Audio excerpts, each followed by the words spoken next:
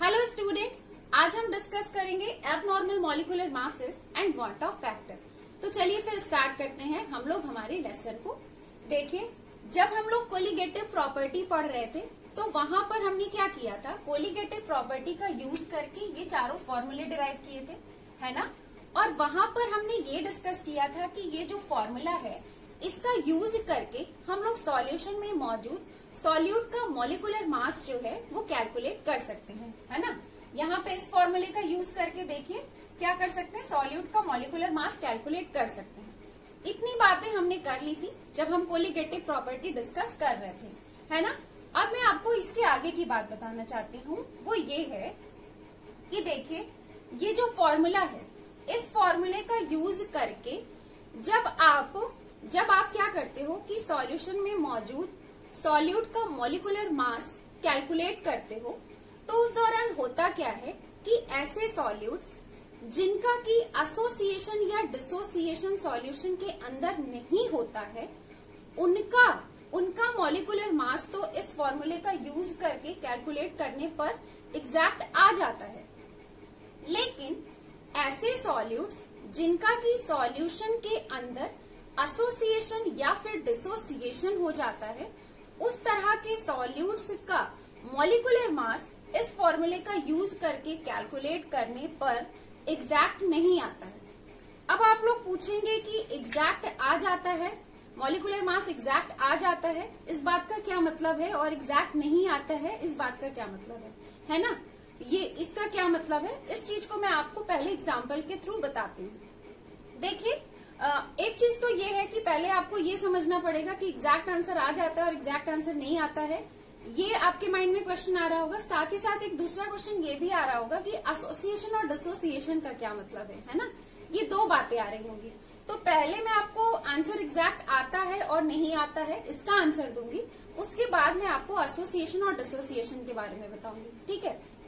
देखिए, इस स्टेज को ऐसे समझिए एग्जाम्पल के थ्रू। देखिए होता क्या है कि पहले मैं आपको उस सॉल्यूट के बारे में बताती हूँ जिनका की आंसर एग्जैक्ट आता है। कैसे पता चलता है कि आंसर एग्जैक्ट है, देखिए होता क्या है कि जैसे मान लीजिए एग्जाम्पल के तौर पे हमारे पास यूरिया है।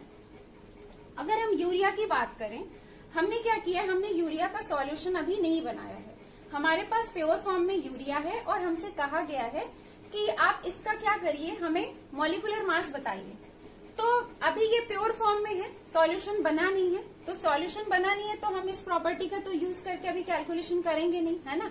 हमें क्या करना होगा, अगर हमसे ये पूछा गया है तो हम क्या करेंगे, हम अपना जनरल मेथड लगाएंगे, जनरल कैलकुलेशन करके बताएंगे, है ना। जनरल कैलकुलेशन क्या होता है, जनरल कैलकुलेशन वही होता है जो हम केमिकल फॉर्मूले का यूज करके बताते हैं, है ना। जैसे कि हमसे पूछा गया कि यूरिया का मॉलिक्यूलर मास बताइए, प्योर फॉर्म में है यूरिया आपका, अब आप इसका बताइए। तो आपने क्या किया, आपने सिंपली इसका फॉर्मूला लिखा NH2CONH2, है ना। और फिर आपने क्या किया कि आपने इसका मॉलिक्यूलर मास इसके केमिकल फॉर्मूले के थ्रू कैलकुलेट करके बता दिया। कैसे बताया, आपने क्या किया, ये जो सारे एटम्स हैं इन सारे एटम्स के एटॉमिक मासेस को आपस में ऐड कर दिया, है ना। और ऐड करके जो भी आंसर आएगा वही क्या होगा, वही इसका क्या होगा, वही इसका मॉलिक्यूलर मास होगा, है ना। तो अभी आप क्या करोगे, अगर आप इन सारे एटम्स के एटॉमिक मास को आपस में ऐड करोगे तो इसका आंसर अप्रोक्सीमेटली 60 आता है, ठीक है। तो जनरली आप यही करते हो, जनरली जब आपने सॉल्यूशन नहीं बनाया और आपसे मॉलिक्यूलर मास पूछा गया तो आप यही करते हो, है ना। अब क्या किया गया, अब आपसे कहा गया कि आप यूरिया को लीजिए, सॉल्वेंट लीजिए, सॉल्वेंट में इस यूरिया को एज ए सॉल्यूट मिक्स करिए और मिक्स करके सॉल्यूशन का फॉर्मेशन कर लीजिए। अब जब आपका सॉल्यूशन का फॉर्मेशन हो गया है तो अब क्या करिए, अब आप इसी यूरिया का मॉलिक्यूलर मास कैलकुलेट करके हमें बताइए कि कितना है बाय यूजिंग कोलिगेटिव प्रॉपर्टी। इनमें से किसी मेथड का यूज करके अब आप हमें बताइए कि इसका मॉलिक्यूलर मास कितना है। तो अब आप क्या करेंगे, अब आपने क्या किया कि अगर आप किसी भी फॉर्मूले का, कोलिगेटिव प्रॉपर्टी के किसी भी फॉर्मूले का यूज करके जब आप मॉलिक्यूलर मास यूरिया के लिए कैलकुलेट करेंगे तब भी आपको आंसर 60 ही मिलेगा, ठीक है। तो जो बात मैंने आपको बताई कि ऐसे सॉल्यूट्स जिनका की सॉल्यूशन के अंदर एसोसिएशन या डिसोसिएशन नहीं आता है उनका आंसर एग्जैक्ट आता है। एग्जैक्ट आने का मतलब ये है कि उनका जो मॉलिक्यूलर मास है उनका जो मॉलिक्यूलर मास है वो एग्जैक्टली उतना ही आता है जितना कि उसके केमिकल फॉर्मूला के अकॉर्डिंग आता है। ठीक है, मतलब मेरा ये कहने का मतलब है कि ऐसे सॉल्यूट्स जिनका सॉल्यूशन के अंदर एसोसिएशन या डिसोसिएशन नहीं होता है, उस तरह के सॉल्यूट्स के लिए जब आप मॉलिक्यूलर मास कैलकुलेट करेंगे इस फॉर्मूले का यूज करके, तो उसका आंसर उतना ही आएगा जितना कि मॉलिक्यूलर मास के जितना कि आप एटॉमिक मास को ऐड करके लाते हो उतना ही आएगा, उसके इक्वल ही आएगा। यानी कि केमिकल फॉर्मूला के अकॉर्डिंग जो आंसर हमें पहले से पता होता है, जो मॉलिक्यूलर मास हमें पहले से पता होता है, उतना ही हमारा इन सारे फॉर्मूले को यूज करके भी आ जाता है। ठीक है, लेकिन ऐसे सॉल्यूट्स जिनका की सॉल्यूशन के अंदर एसोसिएशन या डिसोसिएशन हो जाता है, उनके साथ सिचुएशन अलग होती है। उनका आंसर मैंने आपको बताया एग्जैक्ट नहीं आता। उनका एग्जैक्ट ना आने का क्या मतलब होगा?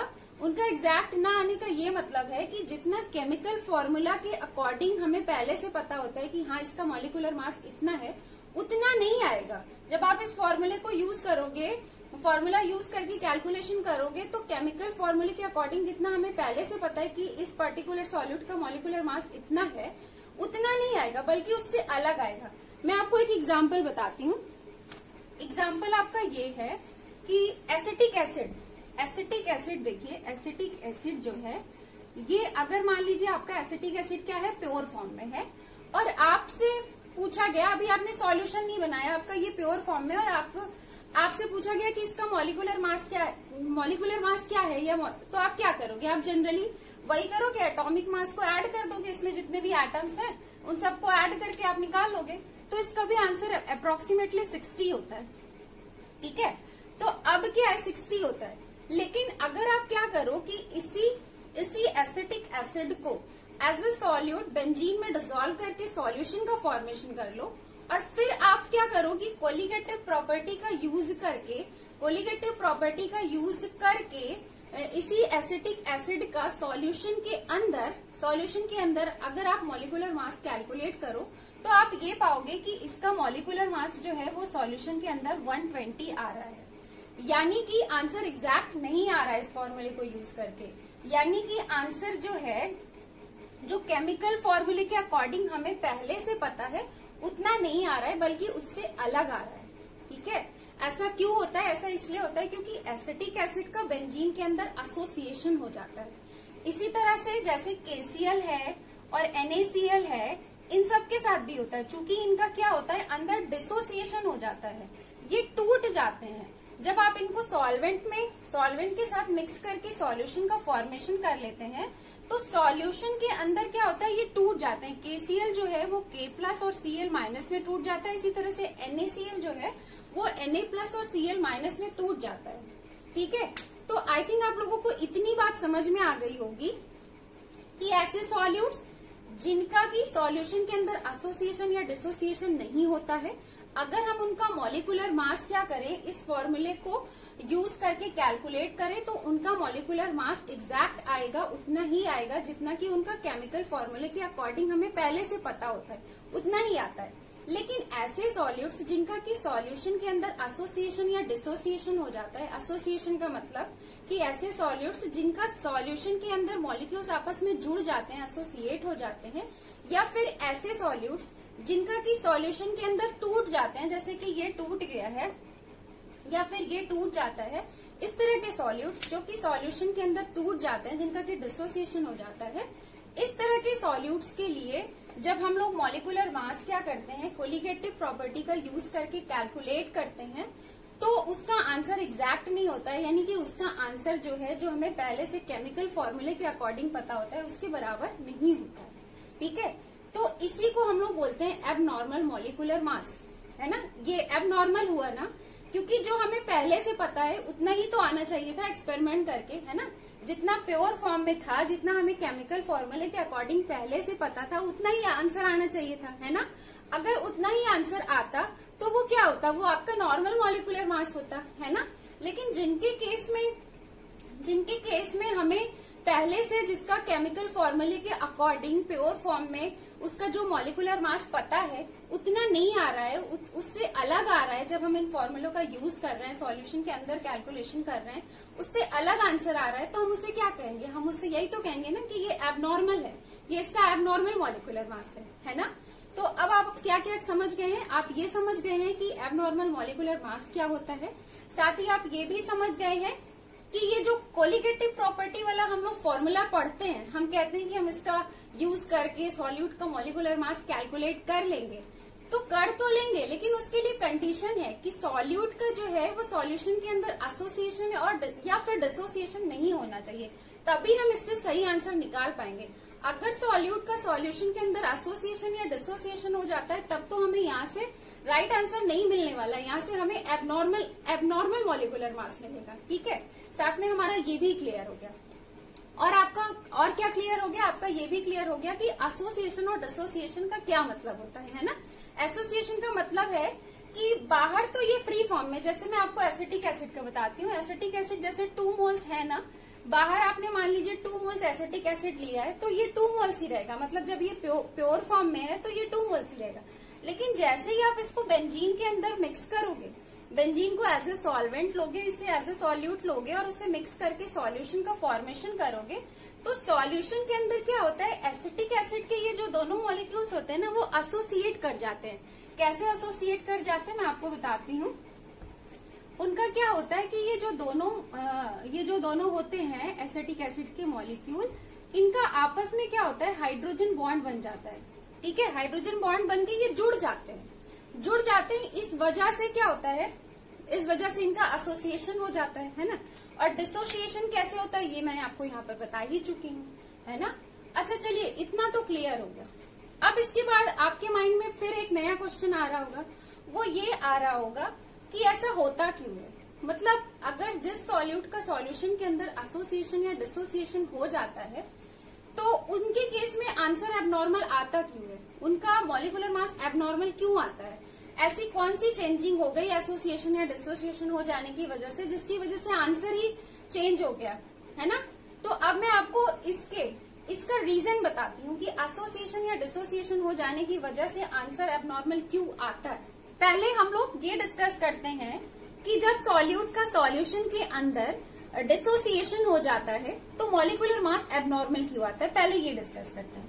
यहाँ पे हम लोग इस चीज को समझने के लिए चलिए केसीएल का एग्जांपल ले रहे हैं। ठीक है, हमने क्या किया कि हमने केसीएल को लिया, पोटेशियम क्लोराइड को लिया, और हमने वाटर एज ए सॉल्वेंट रहेगा, ये एज ए सॉल्यूट। ठीक है, इससे हमने क्या किया, वाटर में मिक्स किया और मिक्स करके सॉल्यूशन का फॉर्मेशन कर लिया।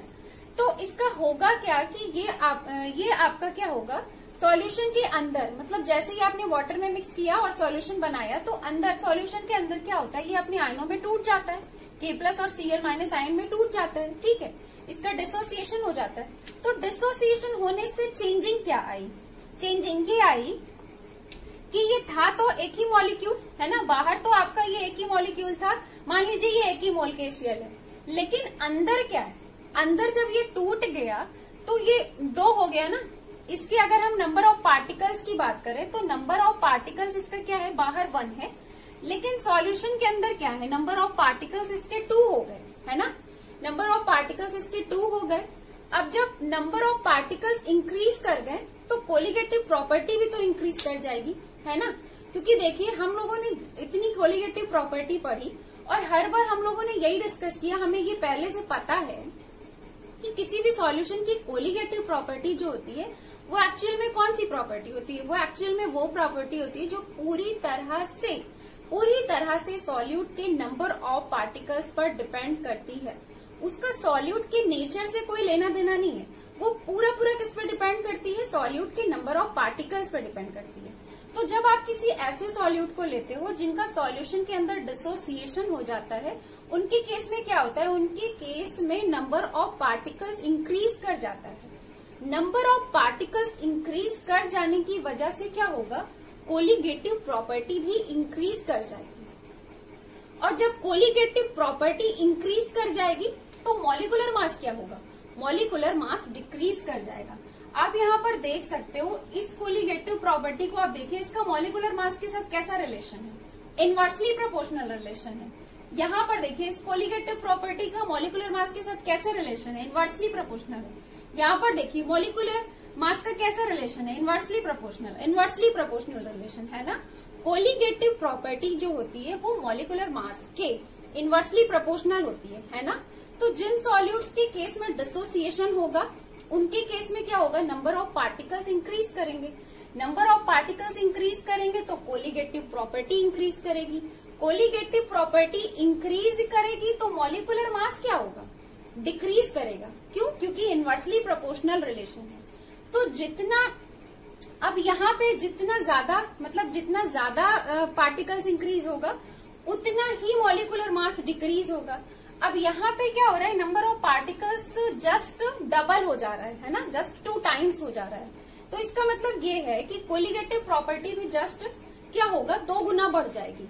और जब कोलिगेटिव प्रॉपर्टी इसकी जस्ट 2 गुना बढ़ जाएगी तो मॉलिक्यूलर मास क्या होगा, मॉलिक्यूलर मास उसका जस्ट क्या होगा, जस्ट हाफ हो जाएगा, है ना। कोलिगेटिव प्रॉपर्टी जब 2 गुना बढ़ेगी तो मॉलिक्यूलर मास जो क्या होगा वो जस्ट हाफ हो जाएगा। तो यही रीजन है कि केसीएल के केस में फॉर्मूले के अकॉर्डिंग जो इसका मॉलिक्यूलर मास होता है वो कितना होता है, 74.5 आता है। अगर आप इसको ऐड करेंगे ना तो ऐड करके देखेंगे तो 74.5 आएगा।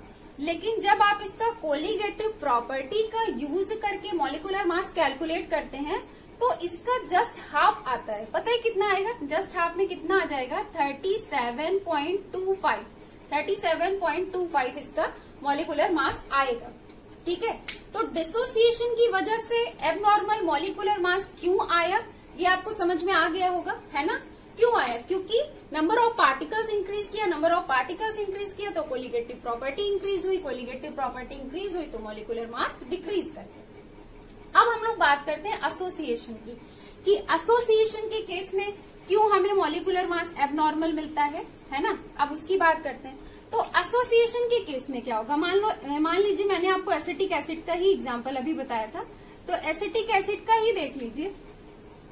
यहाँ पे क्या होगा, यहाँ पे यही होगा ना कि ये तो है ही, और यहाँ पे इसका क्या होगा, हाइड्रोजन बॉन्ड बन जाएगा इसके साथ, है ना। देखिए होता क्या है कि एसोसिएशन के केस में क्या होता है कि बाहर आपके ये क्या थे, बाहर आपके ये 2 मोल्स थे, लेकिन जैसे ही आपने इसको क्या किया, मतलब जब ये प्योर फॉर्म में थे आपके ये 2 मोल्स थे, लेकिन जैसे ही आपने इसको क्या किया सॉल्वेंट में, यहाँ पे आप सॉल्वेंट को ले रहे हैं बेंजीन, ठीक है, यहाँ पे आप सॉल्वेंट एज ए सॉल्वेंट क्या ले रहे हैं, बेंजीन। आपने बेंजीन में जैसे ही एसिटिक एसिड को मिक्स किया, मिक्स करके सॉल्यूशन का फॉर्मेशन किया, तो ये एसिटिक एसिड के जो आपको दिख रहे हैं मॉलिक्यूल्स, ये क्या होते हैं, अंदर जाकर के हाइड्रोजन बॉन्ड बना के एसोसिएट कर गए। तो बाहर इनके कितने थे, नंबर ऑफ पार्टिकल्स 2 थे, लेकिन अंदर कितना है, अंदर 1 है। नंबर ऑफ पार्टिकल डिक्रीज कर गया, जस्ट हाफ हो गया, 2 था 1 हो गया, है ना। अब जब नंबर ऑफ पार्टिकल डिक्रीज कर जाएगा तो कोलिगेटिव प्रॉपर्टी भी डिक्रीज कर जाएगी, और जब कोलिगेटिव प्रॉपर्टी डिक्रीज करेगी तो मॉलिक्यूलर मास क्या होगा, वो इंक्रीज कर जाएगा। तो जितनी गुना कोलिगेटिव प्रॉपर्टी इंक्रीज करती है, या फिर मतलब मेरा ये कहना है कि जितनी गुना कोलिगेटिव प्रॉपर्टी यहाँ डिक्रीज करेगी उतने ही गुना मॉलिक्यूलर मास क्या होगा, इंक्रीज हो जाएगा। यही रीजन है कि ये जो एसिटिक एसिड का जब हम लोग केमिकल फॉर्मूले के अकॉर्डिंग प्योर फॉर्म में एटॉमिक मास को ऐड करके मॉलिक्यूलर मास निकालते हैं तो कितना आता है, 60 आता है। लेकिन कोलिगेटिव प्रॉपर्टी का यूज करके जब हम कैलकुलेशन करते हैं तो 120 आ जाता है। क्यों 120 आ गया, क्यों जस्ट डबल आंसर आ गया, क्योंकि कोलिगेटिव प्रॉपर्टी यहाँ पे क्या हुई थी, नंबर ऑफ पार्टिकल, देखिए बाहर 2 था लेकिन अंदर क्या हुआ, अंदर नंबर ऑफ पार्टिकल 1 हो गया, मतलब number of particle just half हुआ। तो जब number of particle just half हुआ तो कोलिगेटिव प्रॉपर्टी भी जस्ट हाफ हुई, और जब कोलिगेटिव प्रॉपर्टी जस्ट हाफ हुई तो क्या होगा, मॉलिक्यूलर मास भी तो जस्ट डबल कट जाएगा। इसी वजह से इसका आंसर कोलिगेटिव प्रॉपर्टी से जब का यूज करके जब आप कैलकुलेट करते हो, इसी वजह से एसिटिक एसिड का मॉलिक्यूलर मास 120 आता है। तो आई थिंक आप लोगों को इसका रीजन भी क्लियर हो गया होगा कि एसोसिएशन और डिसोसिएशन की वजह से मोलर मास जो होता है, मॉलिक्यूलर मास जो होता है वो एबनॉर्मल क्यों आता है ना। अब देखिए, अब इसके आगे एक सवाल आपके माइंड में और जनरेट हो रहा होगा, वो ये कि क्या ऐसा नहीं हो सकता कि हम इस फॉर्मूले में कुछ चेंजिंग कर दें जिसकी वजह से हम ऐसे सॉल्यूट्स का भी सही आंसर निकाल पाए, सही मॉलिक्यूलर मास जो है कोलिगेटिव प्रॉपर्टी का यूज करके कैलकुलेट कर पाए, है ना। ऐसे भी क्वेश्चंस आ रहे होंगे कि कुछ चेंज करके हो सकता है हम सही आंसर निकाल लें। तो यस, ऐसा ऑप्शन है। इसके लिए क्या हुआ था कि अब इसी के लिए आया आपका वॉन्टॉफ फैक्टर। वॉन्टॉफ फैक्टर, वॉन्टॉफ नाम के एक साइंटिस्ट थे, उन्होंने क्या बताया, उन्होंने ये बताया कि अगर आप क्या करो, अगर आप इस फॉर्मूले में आई से मल्टीप्लाई कर दो, आई जिसे कि हम लोग वॉन्टॉफ फैक्टर कहते हैं, अगर आप इस फॉर्मूले में आई से मल्टीप्लाई कर दो तो आप क्या कर सकते हो, कोलिगेटिव प्रॉपर्टी का यूज करके अब ऐसे सॉल्यूट्स के लिए भी मॉलिक्यूलर मास का कैलकुलेशन कर सकते हो जिनका कि सॉल्यूशन के अंदर एसोसिएशन या डिसोसिएशन हो रहा है। वॉन्टॉफ फैक्टर क्या होता है, मैं ये बता देती हूँ कि आई को बेसिकली हम इस तरह से एक्सप्लेन कर सकते हैं कि आई जो है यानी कि वॉन्टॉफ फैक्टर जो है वो हमें एक्चुअल में ये बताता है कि कितने गुना यानी कि कितने times number of particles increase हुए हैं या फिर कितने गुना नंबर ऑफ पार्टिकल्स डिक्रीज हुए हैं। क्योंकि देखिए, अगर हमें ये पता चल जाए कि कितने गुना नंबर ऑफ पार्टिकल्स घटा है या कितने गुना नंबर ऑफ पार्टिकल्स बढ़ा है, अगर ये बात पता चल जाए, आई की वैल्यू पता चल जाए और हम उसे जाकर क्या करें, कोलिगेटिव प्रॉपर्टी से जो रिलेटेड हमारे पास फॉर्मूलाज है उस पर मल्टीप्लाई कर दे, तो हमें क्या होगा, हमें ऐसे सॉल्यूट्स के लिए भी जिनका कि एसोसिएशन या डिसोसिएशन होता है उनके लिए भी normal molecular mass, exact molecular mass मिल जाएगा, है ना। तो आई क्या है ये आपको समझ में आ गया। अब आई का फॉर्मूला देख लीजिए, इसके टोटल 3 फॉर्मूले होते हैं। वॉन्टॉफ फैक्टर के 3 फॉर्मूले होते हैं। पहला आपका है आई इज इक्वल टू होता है total number of moles of the particles after dissociation or association upon number of moles of particles before association या फिर डिसोसिएशन। अगर आप डिसोसिएशन की बात कर रहे हो तो फिर डिसोसिएशन ले लेना, और अगर एसोसिएशन की बात हो रही हो तो फिर आप एसोसिएशन ले लेना, ठीक है। उसके अलावा सेकंड फॉर्मूला है आई इज इक्वल टू यानी कि वॉन्टॉफ फैक्टर इज इक्वल टू होता है normal molar mass upon abnormal molar mass, और तीसरा फॉर्मूला हमारा आई इज इक्वल टू होता है observed colligative property upon calculated colligative property. देखिए, ऑब्जर्व्ड कोलिगेटिव प्रॉपर्टी का मतलब होता है एक्सपेरिमेंटली जो भी कोलिगेटिव प्रॉपर्टी निकाली गई है वो कहलाती है ऑब्जर्व्ड कोलिगेटिव प्रॉपर्टी, और कैलकुलेटेड तो आप लोग जानते हैं कैलकुलेटेड क्या होता है, जो फॉर्मूले से कैलकुलेट करके निकालेंगे वो हो गया, ठीक है। तो इस तरह से हमारे पास आई के टोटल 3 फॉर्मूला है। अब हम लोग क्या करते हैं कि वॉन्टॉफ फैक्टर कैसे कैलकुलेट करेंगे, इसके कुछ एग्जाम्पल्स देख लेते हैं। हम लोग यहाँ पे डिसोसिएशन के बारे में बात करेंगे। तो डिसोसिएशन को समझने के लिए हमने क्या किया, यहाँ पे एग्जाम्पल लिया है मैग्नीशियम क्लोराइड का। देखिए, मान लीजिए हमने क्या किया कि मैग्नीशियम क्लोराइड को एज ए सॉल्यूट लिया और वाटर को एज ए सॉल्वेंट लिया। अब इसमें हमने मिक्स कर दिया MgCl2 को, मिक्स करके सॉल्यूशन का फॉर्मेशन कर लिया। तो अब जो सॉल्यूशन बना है उसके अंदर क्या होगा, मैग्नीशियम क्लोराइड ब्रेक हो जाएगा, है ना। मैग्नीशियम क्लोराइड का डिसोसिएशन हो जाएगा इनके आयनों में, Mg2+ और 2Cl- आयन में। खैर, ये तो हमें पता है। अब हमें यहाँ पे करना क्या है, हमें यहाँ पे आई का कैलकुलेशन करना है। देखिए, आई का कैलकुलेशन करना है तो उसके लिए हमें क्या करना पड़ेगा, अकॉर्डिंग टू फॉर्मूला हमें क्या चाहिए, number of moles of particles चाहिए। जो भी पार्टिकल्स हैं उनके नंबर ऑफ मोल्स चाहिए, ठीक है। तो अब देखिए, हमें क्या करना है, नंबर ऑफ मोल्स को कैलकुलेट करने के लिए हम क्या कर रहे हैं, सबसे पहले इनिशियल स्टेज में देखेंगे। इनिशियल स्टेज का मतलब कि जस्ट अभी आपने क्या किया है, जस्ट अभी आपने MgCl2 को मिक्स किया है, अभी रिएक्शन हुई नहीं है, अभी रिएक्शन बिल्कुल स्टार्ट नहीं हुई है, एकदम इनिशियल स्टेज है, ठीक है। तो यहाँ पे MgCl2 का क्या हो जाएगा, MgCl2 के यहाँ पे कितने मोल्स है, 1, ठीक है, 1 नंबर ऑफ मोल्स यहाँ पे कितने हैं, 1 है। और फिर अभी क्या है कि अभी हमने क्या बात की कि इनिशियल स्टेज में MgCl2 का अभी वाटर के साथ रिएक्शन नहीं हुआ है। रिएक्शन नहीं होने का मतलब क्या है कि अभी क्या है, Mg2+ और 2Cl- आयन्स अभी नहीं बने, अभी इसका डिसोसिएशन नहीं हुआ है। तो इसके नंबर ऑफ मोल्स क्या होंगे, अभी तो इसके नंबर ऑफ मोल्स 0 होंगे, है ना। तो हमने क्या किया, यहाँ पे 0 मेंशन कर दिया। अब देखिए आगे, अब हम क्या करें, थोड़ा सा टाइम बीता तो थोड़ा सा क्या होगा, वाटर और MgCl2 का आपस में रिएक्शन स्टार्ट हो जाएगा। तो MgCl2 क्या होगा, आयनिक कंपाउंड है, अपने आयनों में ब्रेक हो जाएगा। तो इक्विलिब्रियम स्टेज में क्या होगा, अब इक्विलिब्रियम स्टेज में इसका डिसोसिएशन हुआ है ना।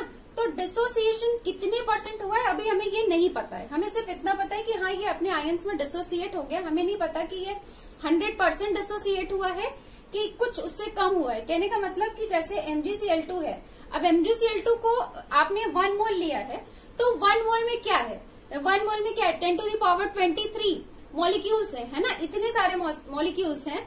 तो अब हमें नहीं पता कि जितने मॉलिक्यूल्स हैं सारे कंप्लीट मॉलिक्यूल्स का डिसोसिएशन हुआ है कि अभी और उससे कम मॉलिक्यूल्स का डिसोसिएशन हुआ है, हमें नहीं पता है ना। कितने % मॉलिक्यूल्स का डिसोसिएशन हुआ है हमें नहीं पता है। तो हमने क्या किया कि जितना भी डिसोसिएशन हुआ है, डिसोसिएशन के अमाउंट को मेंशन करने के लिए हमने एक टर्म यूज कर लिया अल्फा। ठीक है, तो हमने क्या किया कि हम ये मान के चल रहे हैं कि Mg2+ के अभी अल्फा मोल्स बन रहे हैं। ठीक है, अब देखिए अब 2C और ये Cl- आयन से क्या बन रहा है, अल्फा मोल्स बन रहे हैं। लेकिन यहाँ पे Cl- आयन के कितने मॉलिक्यूल है, 2 है, तो इसलिए हमने यहाँ से 2 से मल्टीप्लाई कर दिया। अब देखिए अगर यहाँ पे मान लीजिए कि ये जो भी डिसोसिएशन हुआ है, कितना डिसोसिएशन हुआ है हमें नहीं पता कितने % हुआ है, तो डिसोसिएशन मान लीजिए अल्फा हुआ है, अल्फा मोल हुआ है, तो यहाँ से क्या हो जाएगा 1 - अल्फा, है ना।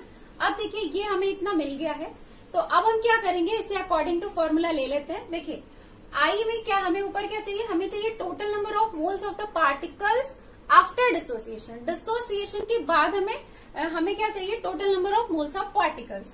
तो total number of moles of particles after dissociation वाला स्टेज ये है ना, इक्विलिब्रियम स्टेज में कुछ टाइम बीतने के बाद की चीज है ना। तो यहाँ पे क्या हो गया, टोटल हमें यहाँ पे लेना है, तो हमने सबको ले लिया 1 - अल्फा प्लस 2 अल्फा, है ना।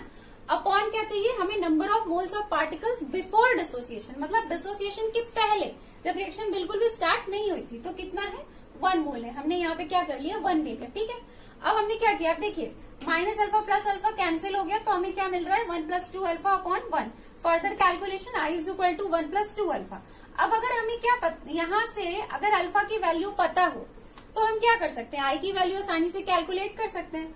तो अभी हमें पता नहीं है कि कितने % डिसोसिएशन हुआ है ना। देखिए अगर मान लीजिए अगर ये होता, आप न्यूमेरिकल लगा रहे होते और वहां पे ये देता कि MgCl2 जो है वो 80% डिसोसिएट हो रहा है, तो 80% का क्या मतलब होता है, 1 का 80% कितना होता है, 0.8 होता है ना। तो हम ये मान के चलते कि हाँ इसका 0.8 मोल जो है वो डिसोसिएट हो गया, अल्फा की जगह पर क्या हो जाता 0.8 हो जाता है ना। तो हम यहाँ पे अल्फा की वैल्यू कितना रखते हैं 0.8 रखते हैं।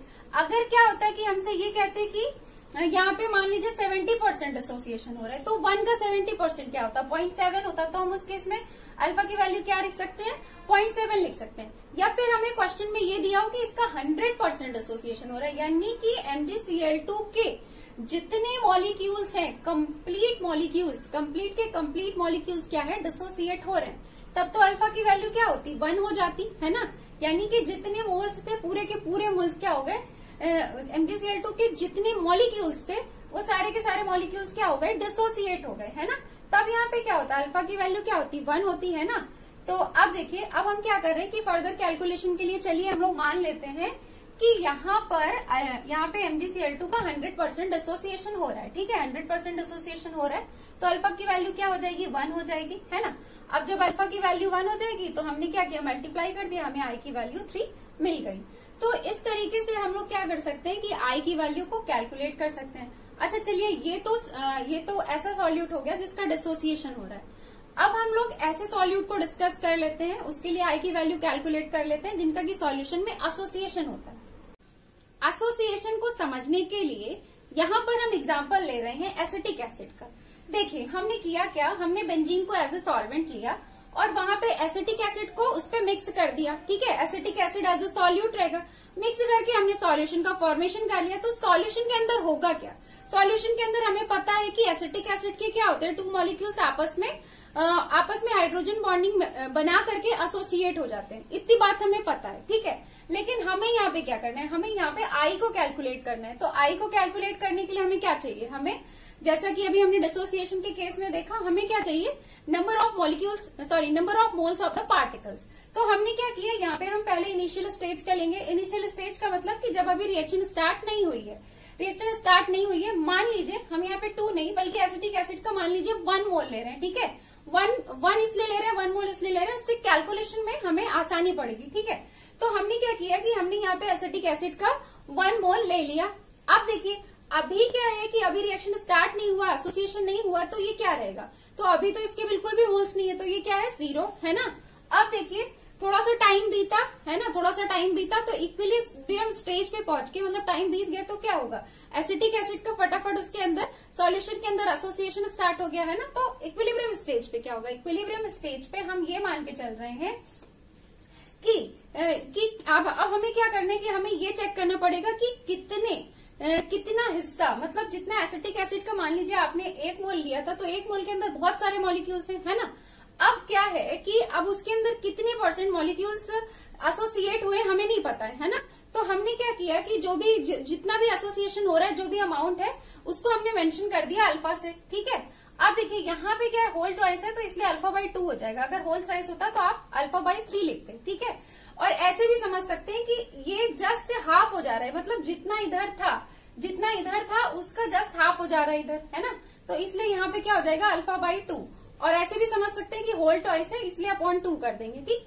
अब यहाँ पे क्या हो जाएगा माइनस अल्फा, है ना। अब देखिए अब हमें कैलकुलेशन करना है तो हमें ऊपर क्या चाहिए, जैसे कि हमें पता है number of moles of the particles after association. After association ये वाला हिस्सा है ना, कुछ टाइम बीतने के बाद ये हो चुका है इतना। तो हमने क्या किया 1 माइनस अल्फा प्लस अल्फा/2 ले लिया, ठीक है। उसके अलावा देखिए, उसके अलावा इनिशियली क्या, अब देखिए अपॉन में क्या चाहिए, number of moles of particles before association. तो जब एसोसिएशन नहीं हुआ था तो क्या है, नंबर ऑफ मोल्स 1 है तो हमने यहाँ पे 1 ले लिया। अब देखिए फर्दर कैलकुलेशन किया तो हमें क्या मिल गया 1 माइनस अल्फा/2। अब आगे देखिए अगर हम लोग क्या करें, हमें अल्फा की वैल्यू चाहिए फॉर फर्दर कैलकुलेशन, आई की कंप्लीट वैल्यू गेन करने के लिए। तो अब देखिए हमें क्या करना है, हम यहाँ पे ये मान के चल रहे हैं, न्यूमेरिकल्स में तो दिया होगा कि कितने % एसोसिएशन या डिसोसिएशन हो रहा है, खैर यहाँ पे तो एसोसिएशन की बात हो रही है, तो वहां पे दिया होगा कि कितने % एसोसिएशन है, तो आप उसके हिसाब से वैल्यू लीजिएगा। यहाँ पे हम क्या कर रहे हैं, सपोज हम यहाँ पे ये मान के चल रहे हैं कि 100% एसोसिएशन हो रहा है। अब जब 100% एसोसिएशन होगा तो अल्फा की वैल्यू क्या हो जाएगी 1 हो जाएगी, है ना। तो आई इज इक्वल टू क्या हो गया 1/2 हो गया। तो इस तरह से क्या कर सकते हैं आप, आई की वैल्यू को कैलकुलेट करके न्यूमेरिकल्स कर सकते हैं, ठीक है। आई की वैल्यू आप इस तरह से प्राप्त कर लेंगे, फिर उसको क्या करेंगे कोलिगेटिव प्रॉपर्टी के साथ मल्टीप्लाई करके मॉलिक्यूलर मास आप प्राप्त कर लेंगे। तो इस तरह से यहाँ पर हमारा abnormal molecular mass and bond of factor ये वाला लेक्चर कंप्लीट हो गया है। अब हम लोग मिलेंगे नेक्स्ट लेक्चर में। Have a nice day, thank you so much.